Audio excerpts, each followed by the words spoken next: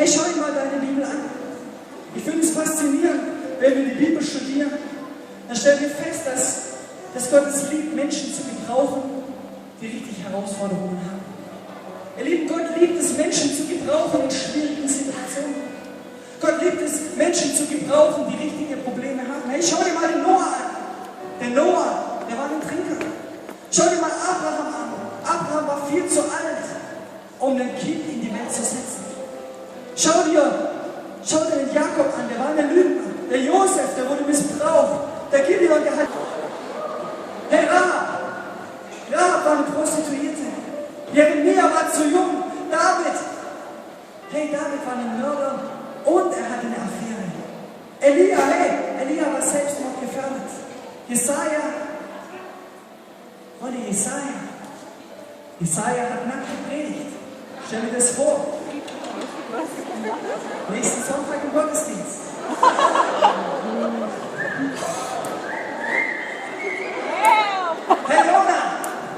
Der Jonah, der ist abgehauen vor Gott. Johannes der Täufer, der hat Heuschrecken gegessen. Die Jünger sind beim Beten eingeschlafen. Hey, jetzt tu nicht so, als ob dir das noch nie passiert ist. Die Martha, die hat so eine Ich muss mich um alles kümmern Philosophie. Die samaritanische Frau, die war geschieden 1, 2, 3, 4 Mal. Wer weiß es so genau. Zachäus war zu klein, Paulus war zu religiös und Lazarus war tot. Come on! Hey, Gott will jeden Menschen gebrauchen. Ihr Lieben, Jesus ist gestorben, damit unser alter Mensch transformiert werden kann in sein Bild. Jesus ist gestorben dafür, dass der Weg, dass er frei ist zum Vater. Er ist gestorben dafür, dass Menschen wie du und ich, Menschen mit Herausforderungen, dass sie sich transformieren können in diese Berufung, in diese Bestimmung, in diesen göttlichen Willen, was das Gute, das Wohlgefällige und das Vollkommene ist für jeden einzelnen Menschen hier auf dieser Erde. Wisst ihr, als ich ein Teenager war, ich habe immer gedacht, Gott kann mich nicht gebrauchen. Ich habe immer gedacht, dass Gott so die krassen Typen das erste gebraucht, ja, weil so als Teenager, ich war so ein Stotterer. Ja, ich hatte so eine Diagnose von Legasthenie. Und es war immer so, wenn ich in der Schule war und es ums Vorlesen ging und mein Name gefallen ist, dann habe ich keinen Ton rausgelegt. Dann habe ich angefangen zu stottern und die ganze Klasse hat angefangen zu lachen. Und es ging dann so weiter und irgendwann hatte ich so ein Zertifikat und ich musste nicht mehr an die Tafel gehen, ich musste nicht mehr vorlesen.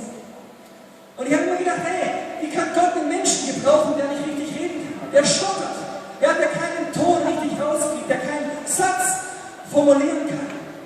Wie kann Gott so einen Menschen gebrauchen? Ich weiß, noch an einem Abend, ich war mit meinem Opa und habe ihm alles erzählt. Und da kam gerade die Nachrichten, so die Waldbrände von Kanada.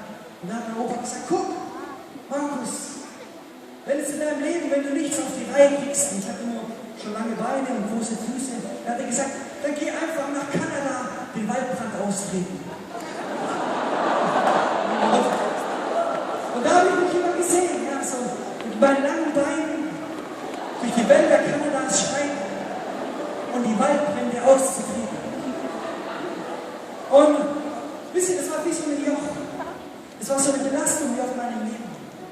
Und deswegen habe ich mich damals so entschieden, so die Anerkennung mir da zu holen, dass ich die coolen Jungs und die coolen Mädchen aus meiner Klasse, wie ich sie irgendwie beeindrucken konnte, habe angefangen, die Dinge zu tun, die sie auch getan haben. Und ich habe gemerkt, dass ich mich wegbewegt habe von dem Willen Gottes, von der Bestimmung Gottes von meinem Leben. Und dann bin ich mit 16 in der Kunst, nachdem ich 17 geworden war, bin ich dann ausgezogen von daheim. Und weil ich irgendwie nicht so eine Perspektive hatte für mein Leben, habe ich gedacht, ich werde DJ, gehe nach Ibiza, so, das war mein Traum. Und ich habe so mein Leben gelebt und hatte so meine eigene Bude und habe einfach das gemacht, was man so macht in der Welt. Und ich weiß noch, an einem Abend, ich war daheim, meine Kumpels, die waren da und wir hatten so eine Party, aber ich bin nicht so in Stimmung gekommen. Ich habe versucht, alles in mich reinzuhauen, was es so gab, aber ich habe gespürt, dass es mir keine Befriedigung gibt. Und auf einmal hat der Heilige Geist angefangen, mit mir zu arbeiten. Und ich habe mal einen Freund angeschaut und ich konnte auf einmal diese Verlorenheit in ihm sehen. Und es hat mich schockiert. Es war wie so ein Schmerz, den ich gespürt habe. Und ich habe den zweiten Freund angeschaut und genau das Gleiche ist passiert. Ich konnte diese Verlorenheit in ihm sehen. Und es hat mich getroffen. Und ich habe meinen dritten Freund angeschaut und genau das Gleiche ist passiert. Und so ging es weiter. Mein vierter, mein fünfter, sechster und siebter Freund. Und ich habe diesen Schmerz so wahrgenommen. Und irgendwann habe ich auf mich selber geschaut. Und Jesus hat gesagt, hey Markus, wenn du so weitermachst, dann bist auch du verloren.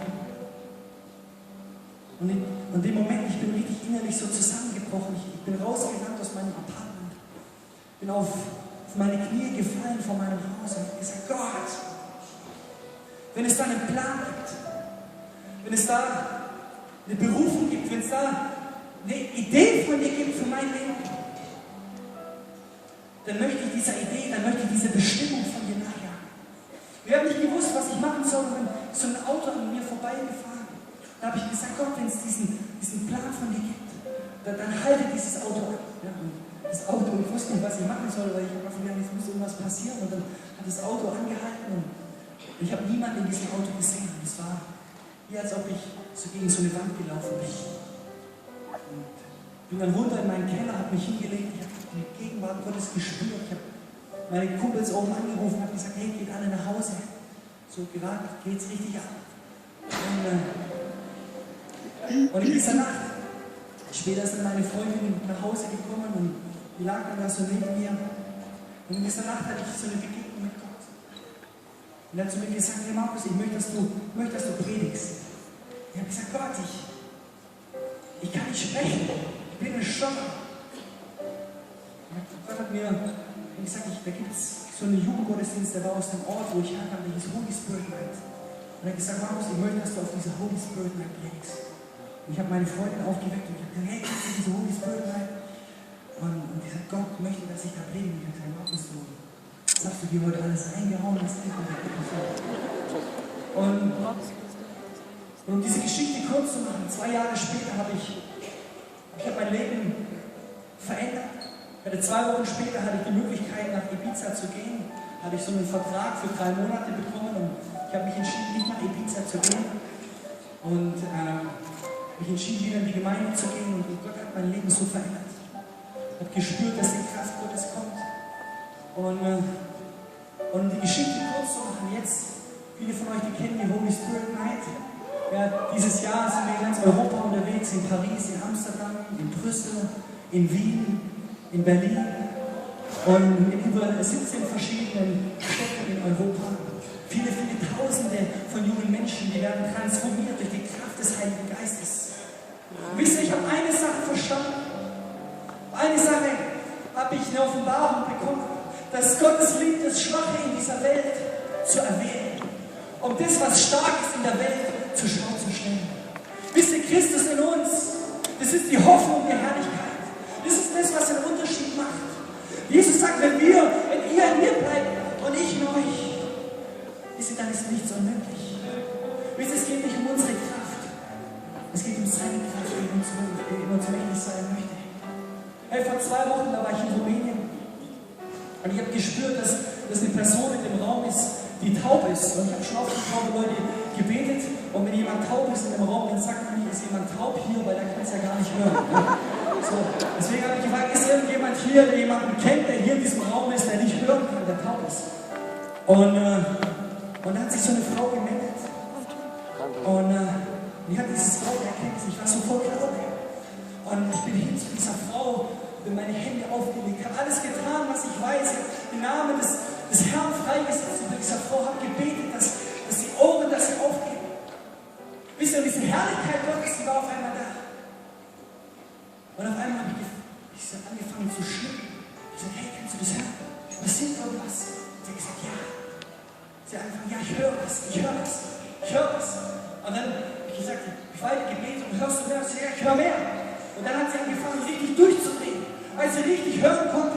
Und die um sie herum, sie haben diese Frau gekannt, die haben gesagt, das ist Wahnsinn.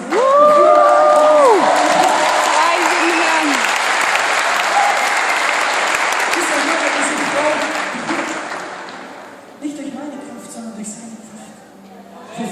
Vor 4 Wochen war ich auf einer anderen Konferenz in der Schweiz und ich habe dieses Wort der Erkenntnis, dass hier ein Mädchen ist, was sich ritzt an ihren Armen. Und ich habe nicht gewusst, was Gott tun möchte. Ich war so schockiert, was Gott getan hat. Und ich habe nur gewusst, dass Gott jemanden berühren möchte, der durch diesen Schmerz, den er in seinem Leben hat, sich die Arme immer wieder aufgestellt hat. Wir haben gefragt, wer ist hier in dem Raum, der solche Schmerzen hat, dass er sich selber diese Schmerzen zufügt. Da haben sich Leute gemeldet, die haben ihre Hand hochgehoben. Wir haben angefangen zu beten. Das Einzige, was ich gemacht habe, gebetet und diese Kraft Gottes sie kam.